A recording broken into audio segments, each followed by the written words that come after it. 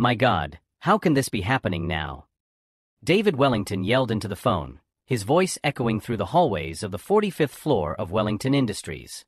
The Millionaire CEO paced back and forth in his glass office, watching through the huge windows as the Chinese delegation stepped out of the 3 black cars parked at the entrance of the building.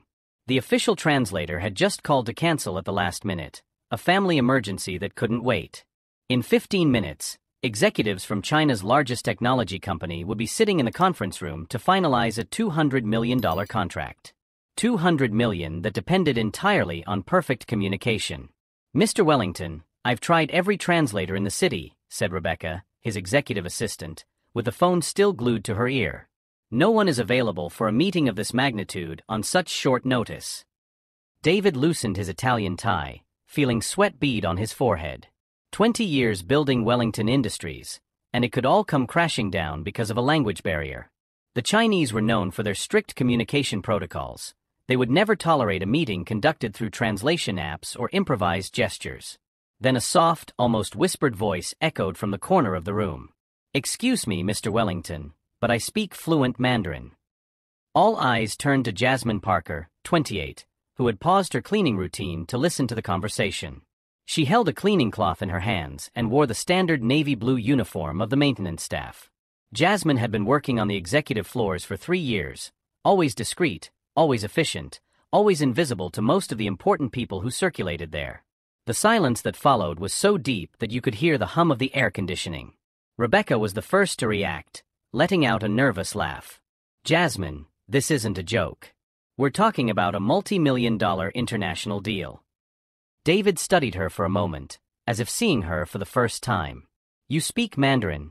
He asked, his voice heavy with skepticism and a hint of desperation.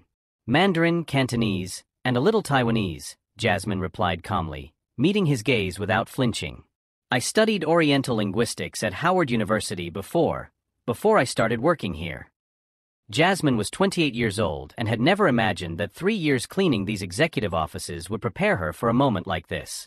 But all that time, while wiping down conference tables, she had listened to every conversation, absorbed every strategy, watched every move these executives made. Especially Rebecca. Rebecca's expression quickly changed from amusement to irritation. David, you can't be serious. A cleaning lady conducting the most important meeting of the year. But David was desperate. There was something about Jasmine's posture, the quiet confidence in her voice, that made him hesitate. Prove it, he said abruptly. Say something in Mandarin. Jasmine took a deep breath and began to speak in perfect Mandarin, her impeccable pronunciation echoing around the room. Women han rongxing nung zai zhili jian mian, shiwang women de huzwa hui dai lai huli de jegua. David was speechless. Even though he didn't understand a word, he could sense the natural fluency, confidence, and authority in her voice. What did you say? He asked, still processing what he had just heard. That it's an honor to meet you here and we hope our cooperation will bring mutually beneficial results, Jasmine translated. It's a very respectful standard business greeting in Chinese culture. Rebecca crossed her arms, clearly uncomfortable with the direction the conversation was taking. David, think about it. What will the Chinese think when they see that you brought a cleaning lady to an executive meeting? At that moment, a memory flashed through Jasmine's mind like lightning. 6 months ago, she had found Rebecca in the executive bathroom crying on the phone, talking to someone about that black girl who hangs around the important meetings. At the time, Jasmine had pretended not to hear, but she had remembered every word. For a moment that seemed like an eternity, David watched Jasmine. There was something in her eyes, a deep intelligence, a quiet dignity that contrasted sharply with the way everyone treated her on a daily basis. For 3 years, she had cleaned these rooms, listened to these conversations, absorbed more about the workings of the company than many executives. You have 20 minutes to get yourself together, David finally said, ignoring Rebecca's shocked stare. Put on something appropriate and meet me in the conference room. As Jasmine hurried out to get ready, Rebecca whispered furiously, You've completely lost your mind. When this backfires, it will be the end of your career. But David wasn't listening. For the first time in years, he was about to discover that the most valuable people are sometimes the ones who go unnoticed right under our noses. What none of them knew was that Jasmine had been preparing for this moment longer than anyone could have imagined. And Rebecca, with all her arrogance and thinly veiled prejudice, was about to discover that underestimating someone based on appearances can be the biggest mistake a person can make. If you're enjoying this story of overcoming adversity and are curious to find out how a cleaning lady can completely change the game in a room full of executives, don't forget to subscribe to the channel to find out what happens when talent meets its opportunity to shine. 20 minutes later, when Jasmine returned to the conference room, the silence was immediate and awkward. She had changed out of her uniform and into a black outfit borrowed from the receptionist, simple but appropriate. Her hair was pulled back into an elegant bun, and she carried a notepad like any other executive. "Jesus Christ," muttered Thomas, the CFO, not trying to hide his surprise. "Is that really the same person?" Rebecca didn't bother to lower her voice when she whispered to the assistant, "You can put a jewel in a piece of coal, but it's still coal inside." The Chinese delegation had arrived on time. 5 impeccably dressed executives waited in the elegant glass-walled room, chatting among themselves in Mandarin as they took in the view of Manhattan. David made the formal introductions, deliberately omitting Jasmine's current title. "This is Jasmine Parker, our international relations specialist for the Asian market," he said, each word carefully chosen. The delegation leader, Mr. Chun, greeted Jasmine with a respectful bow.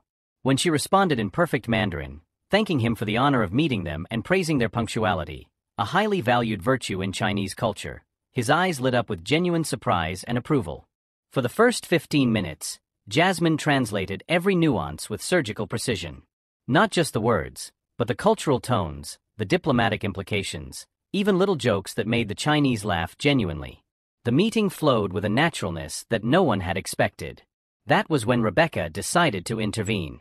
"Jasmine," she interrupted with a venomous smile, "perhaps we should explain to our guests her unique career path at the company."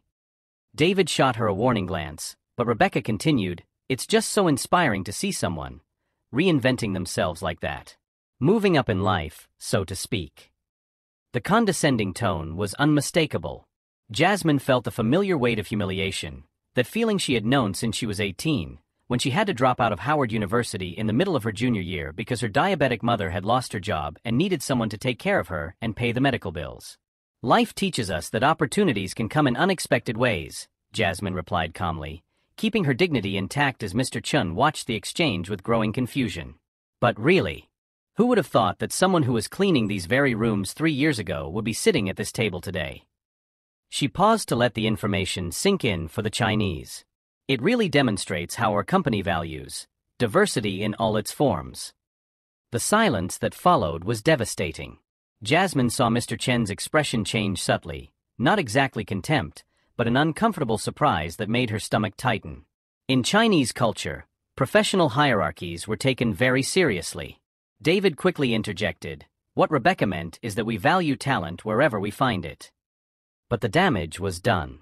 For the next 15 minutes, Jasmine felt the Chinese executives' glances shift. They were still polite, still translating when necessary, but the ease was gone. She had become a curiosity, not a professional. It was at that moment that something inside her crystallized. For 3 years, she had cleaned these rooms while executives discussed strategies, closed deals, and made decisions that moved millions. She had absorbed every word, every tactic, every mistake they made. Especially Rebecca's mistakes. Like the time Rebecca lied about quarterly sales figures to impress a client. Or when she took credit for a project that was entirely developed by a subordinate who was later fired for budgetary reasons. Or when she used confidential information for her own personal negotiations. Jasmine had seen everything, heard everything, and more importantly, he had kept everything. The meeting ended with a tentative preliminary agreement. The Chinese promised to carefully consider the proposal diplomatic code for maybe, if we don't find something better. When the delegation left, Rebecca couldn't hide her satisfaction. "Well, that was interesting," she said, arranging her papers with exaggerated movements. "Maybe next time we should be more transparent about our team's qualifications from the outset." David was visibly furious, but before he could respond, Jasmine rose calmly. "Rebecca," she said, her voice soft but laden with a new authority, "Mr. Chin mentioned something interesting before he left." Rebecca raised an eyebrow. "Oh, really? Like what?" "He said he was impressed with my fluency, but confused by the hierarchical dynamics of the meeting." Jasmine paused, letting the weight of her words sink in. "He asked if I could call him later to clarify some cultural aspects of our presentation. Rebecca's expression changed subtly. What aspects? Mainly why the person responsible for translation wasn't introduced as the lead negotiator, considering that in their culture, whoever speaks the language automatically assumes the position of authority. Jasmine smiled softly. He said he'd like to better understand our organizational structure before making a final decision. Rebecca's face paled slightly as she processed the implications. For 3 years, Jasmine had been invisible. But invisibility, she was about to discover, can be the most powerful weapon of all, especially when you've been watching, learning, and preparing for the right moment to step out of the shadows. What Rebecca didn't know was that every insult, every humiliation, every attempt at sabotage was only fueling something far more dangerous than simple resentment. It was creating a strategist who knew every weakness, every secret, every lie that circulated through those corridors of power. 2 hours after the disastrous meeting, Jasmine was back in her navy blue uniform, pushing her cart through the executive hallways. But this time, every move was calculated. For 3 years, she had mentally mapped every important conversation, every whispered secret, every document left carelessly on desks. Especially Rebecca's. "Look who's back where she belongs," Rebecca commented loudly enough for all the executives in the hallway to hear as she chatted with Jennifer from accounting. "After that pathetic charade today, at least we know where everyone really belongs." Jasmine continued cleaning, but her hands moved automatically as her mind registered every word. Rebecca had no idea that during those 3 years, while cleaning her office, Jasmine had seen personal emails left open, phone conversations about contract manipulation, and most importantly, those documents Rebecca hid in her bottom drawer, documents about unfair competition against smaller companies. "You know what bothers me the most?" Rebecca continued, clearly showing off to Jennifer. "David actually thought that a cleaning lady could save a $200 million deal. As if 3 years cleaning bathrooms qualified her to sit at the table with real executives." It was at that moment that Jasmine's phone vibrated discreetly. A message from an unknown number, but in Chinese characters she recognized immediately. It was from Mr. Chen. "Ms. Parker, I would like to talk to you privately about our company and your future opportunities. Could we meet tomorrow at 10 a.m. at the Mandarin Cafe on 42nd Street? I have a proposal that may interest you." Jasmine's heart raced. This wasn't just about translation, it was about so much more. During the meeting, she had realized that Mr. Chen was evaluating not only her linguistic fluency, but her business acumen, her poise, her dignity under pressure. That night, in her small Brooklyn apartment, Jasmine opened a file on her computer that she had been building for 2 years. It wasn't paranoia, it was preparation.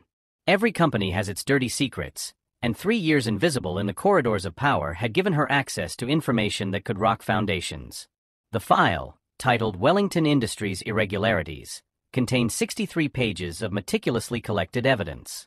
Printed emails that Rebecca thought she had deleted, call logs recorded by the security system when she worked on weekends, and most importantly, photos of documents proving how Rebecca had deliberately sabotaged 3 contracts with companies run by black people in the last 18 months. Jasmine had seen Rebecca lie to clients, take credit for projects developed by others, and most importantly, use her position to block promotions for employees she considered inappropriate for the company's image. The next day, at 10 o'clock sharp, Jasmine arrived at Café Mandarin wearing a simple but elegant outfit she had bought with her first college savings. Mr. Chen was already waiting, accompanied by an elegant woman who introduced herself as Lisa Wang, the group's vice president of international development. "Miss Parker," Mr. Chen began in English, but then switched naturally to Mandarin. "Yesterday I observed not only your linguistic fluency, but something much more valuable, your composure under undue pressure." Lisa leaned forward. "Our company is expanding operations in North America. We need someone who understands both Chinese culture and American business dynamics. Someone who has observed how business really works from the inside. And someone," Mr. Chen added with a knowing smile, "who has the dignity not to bow down to small people in big positions." For 2 hours, Jasmine spoke fluently about market strategies, cultural differences in negotiations, and especially how American companies often underestimated the sophistication of Asian investors. She subtly mentioned a few irregularities she had observed at competing companies, without naming names. When Lisa slid a business card across the table, Jasmine read, "Parker and Associates, International Consulting." Below that was an annual salary that was 5 times what she earned at Wellington Industries. Consider our offer, said Mr. Chun, standing up. But we have one specific condition. We'd like you to start by helping us investigate certain discrepancies we've discovered in Wellington Industries contracts. Apparently, there is evidence of questionable practices that violate federal international trade regulations. Jasmine held the card with steady hands. For 3 years, she had been treated like furniture. Now, 2 of Asia's most brilliant business minds were offering her not just a job, but a strategic alliance. There's an emergency meeting at Wellington Industries tomorrow, Lisa said quietly. We've learned that the Chinese delegation has filed a formal complaint about contract irregularities. It might be worth your while to attend. That night, Jasmine called her mother. Mom, remember how you always said that patience is a smart woman's most powerful weapon? Of course, honey. Why? I think I finally understand what you meant. As she hung up the phone, Jasmine looked out her apartment window at the Manhattan skyline. Tomorrow, Rebecca and all of Wellington Industries would discover that 3 years of invisibility had created something far more dangerous than a resentful employee. They had forged a strategist who knew every weakness, every lie, every secret of that company. And unlike the executives who underestimated people based on appearances, Jasmine had learned that true strength comes from observing, planning, and acting at the exact moment when her opponents least expect it. The next morning, the executive boardroom at Wellington Industries was buzzing with palpable tension. David had called an emergency meeting with the entire board after receiving an official report from the Chinese delegation about serious contractual irregularities that could result in a federal investigation. Rebecca entered confidently, her vibrant red suit and high heels echoing authority through the hallways. She had spent the night preparing her defense, convinced she could pin all the blame on the incompetent cleaning lady David had brought to the meeting. Well, Rebecca began, addressing the 7 board members, I imagine we're here to discuss yesterday's fiasco. As I warned, putting an unqualified employee in a negotiation of this magnitude was a reckless decision that is now costing the company $200 million. That was when the door opened silently. Jasmine entered wearing an impeccable gray ensemble, not borrowed, but purchased the night before with the advance the Chinese company had given her. She carried a leather briefcase and a laptop, moving with the confidence of someone who had finally found her place. I'm sorry I'm late, Jasmine said calmly, taking a seat next to David. I was finishing up some important information for the meeting. Rebecca's face twisted in ill-concealed irritation. With all due respect, David, I don't understand why she's here. This is an executive meeting. She's here, David replied coldly, because the Chinese delegation specifically requested her presence to clarify the accusations they made. Jasmine opened her laptop with calculated movements. Mr. Chun approached me yesterday afternoon with some specific concerns about Wellington Industries' contracting practices. Apparently, they had discovered evidence of bid rigging and sabotage against competing companies. That's ridiculous, Rebecca exploded, her tone rising an octave. What kind of evidence could a cleaning lady have about executive operations? The smile that crossed Jasmine's face was soft but devastating. The kind of evidence you gather when you're invisible for 3 years and people talk in front of you as if you don't exist. Rebecca's expression changed subtly, the first spark of real fear crossing her eyes. Jasmine connected her laptop to the projector. The first image that appeared was an internal email from Rebecca to a client, dated 6 months ago. This email, sent to Mills Corporation, contains confidential information about the Johnson Company's proposals, our direct competitor at the time. The silence in the room was deafening. Rebecca tried to interrupt, but Jasmine continued relentlessly.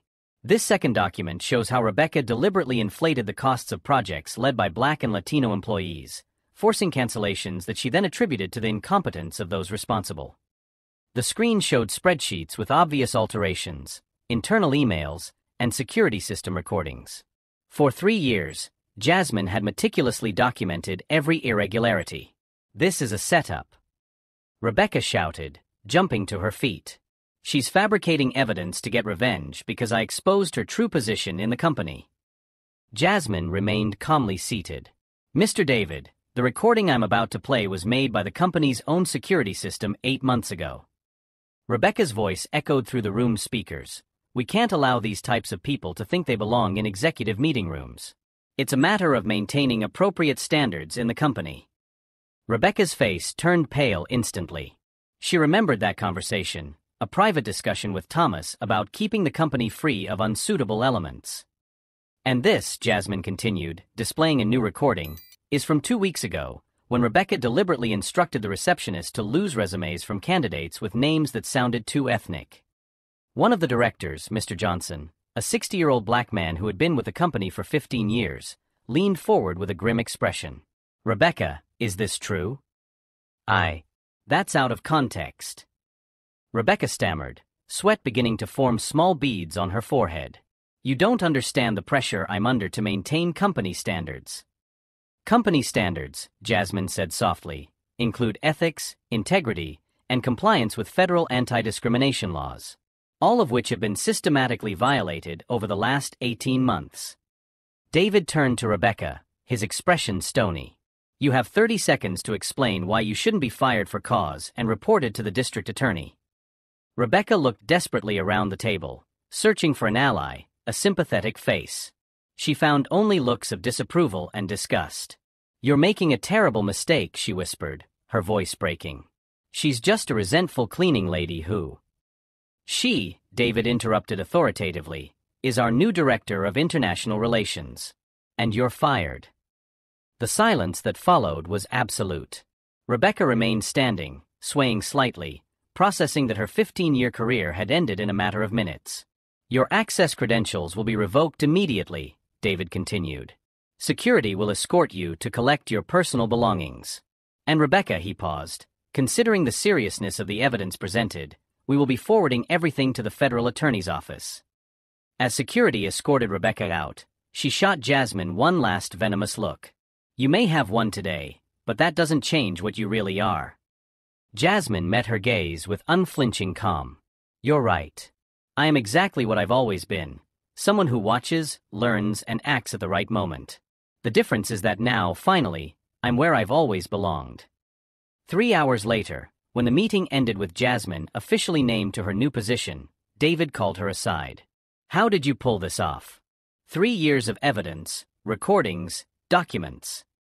Jasmine smiled for the first time in days. "When you're treated like furniture, people forget that furniture has eyes and ears." Rebecca underestimated the power of invisibility and overestimated the value of her own arrogance. At that moment, as she looked out at her new office overlooking Manhattan, Jasmine realized that the best revenge wasn't destroying Rebecca, but building something greater than she could ever imagine. The future that awaited her would be written by her own hand, and this time, no one could erase her signature.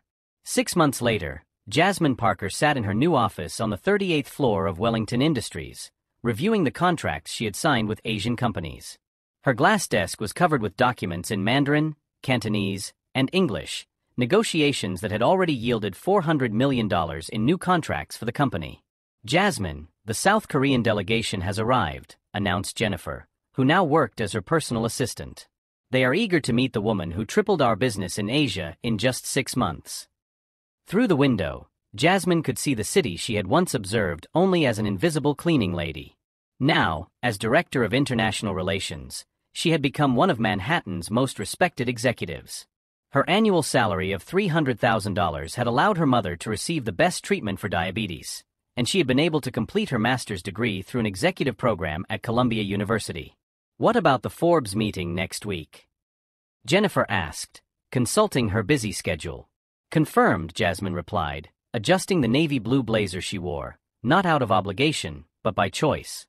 "They want to talk about my inclusion on the list of the country's most influential young female executives." Across town, Rebecca sat in the small apartment she had rented in Queens after being evicted from her Manhattan condo. Medical bills for psychological therapy piled up on the coffee table, along with dozens of rejection letters from companies where she had applied for jobs. The federal investigation into her discriminatory practices had resulted in a $50,000 personal fine and a 5-year ban from holding executive positions at companies with federal contracts.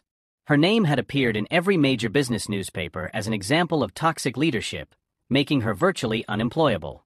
That morning, she had seen Jasmine's photo on the cover of Businessweek magazine, smiling confidently alongside Chinese executives, with the headline, "The Translator Who Revolutionized International Business."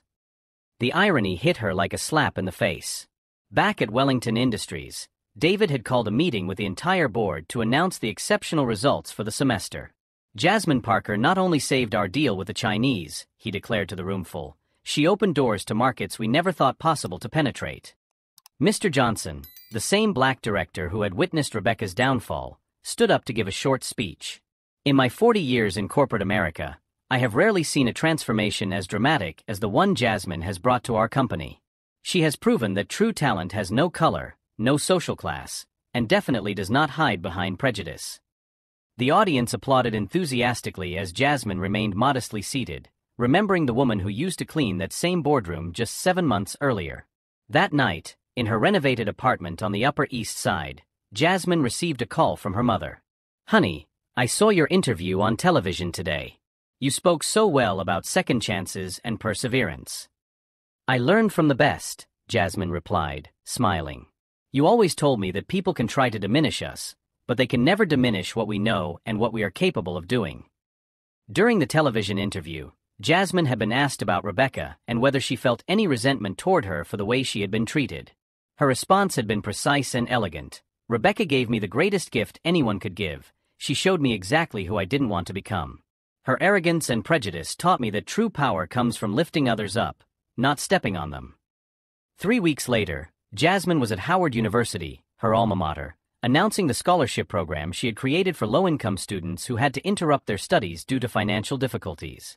"No one should have to choose between taking care of their family and pursuing their dreams," she told an audience of 500 emotional students.